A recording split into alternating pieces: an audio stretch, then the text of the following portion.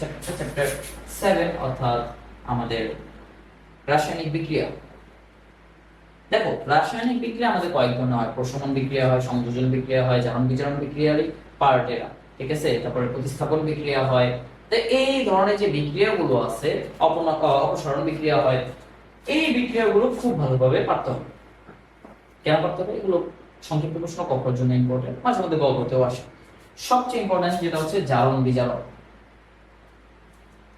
প্রত্যেকটা জারণ বিজারণ বিক্রিয়া বেশ ভালোভাবে পড়তে হবে এবং জারণ সংখ্যা নির্ণয় খুব ভালোভাবে পড়তে হবে। গ নম্বরে জারণ সংখ্যা নির্ণয়টা খুব বেশি আসে সচরাচর। এবং এটা কি জারণ বিজারণ যুগপৎ বিক্রিয়া কিনা, এই টাইপের কোশ্চেন গুলো অনেক বেশি আসে। যদি তোমরা টেক্সট পেপার ধরো অথবা হচ্ছে যে বিভিন্ন স্কুলে কোশ্চেন গুলো দেখো, শীর্ষস্থানীয় স্কুলগুলোর বা হচ্ছে যে প্রত্যন্ত অঞ্চলের স্কুল বলতে আর কি, প্রত্যন্ত অঞ্চলে না, বিভাগীয় স্কুলগুলো, বিভাগীয় জনপ্রিয় যে স্কুলগুলো, সেগুলো কোশ্চেন গুলো দেখলে তোমরা দেখতে পাবো। এখন পরবর্তীতে যেটা আছে আমাদের সেটা হচ্ছে তাপ উৎপাদী এবং তাপহারী বিক্রিয়া। দেখো তাপ উৎপাদী এবং তাপহারী বিক্রিয়া এই চ্যাপ্টারের স্তম্ভগুলোর মধ্যে একটা, এবং এটা পারতেই হবে কারণ উদ্দীপকটা এই তাপ উৎপাদী তাপহারী দিয়ে আসে সচরাচর। তাপ উৎপাদী বিক্রিয়া এবং তাপহারী বিক্রিয়া যত ভালো পারবো তত অ্যান্সার করার মতো বেস্ট পর্যায়ে চলে যাবো। কারণ হচ্ছে এই তাপ উৎপাদী তাপহারী বিক্রিয়াটাই আমার আবার পরবর্তীতে লাগবে হচ্ছে লা-শাকিলিয়ার নীতিতে। লা-শাকিলিয়ার নীতি কি?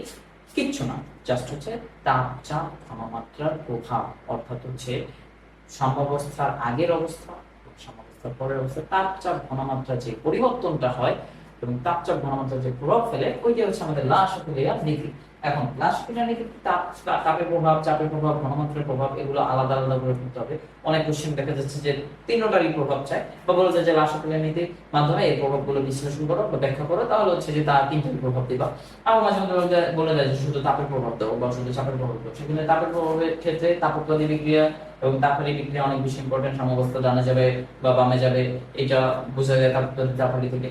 চাপের প্রভাবের ক্ষেত্রে মোল সংখ্যার মাধ্যমে আমরা নির্ণয় করতে পারি যে সাম্যাবস্থা অ্যাকচুয়ালি কোন দিকে যাবে, বিক্রিয়া কোন দিকে চাপ বেশি প্রয়োগ হবে। ঘনমাত্রা হচ্ছে যে দিক থেকে ঘনমাত্রা মানে বেশি দেব, সেইখানে সাম্যাবস্থা ওই অনুযায়ী মুভমেন্ট করে।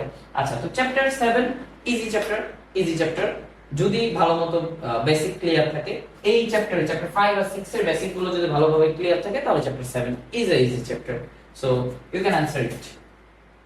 এইটাও অন্যতম গুরুত্বপূর্ণ একটা চ্যাপ্টার।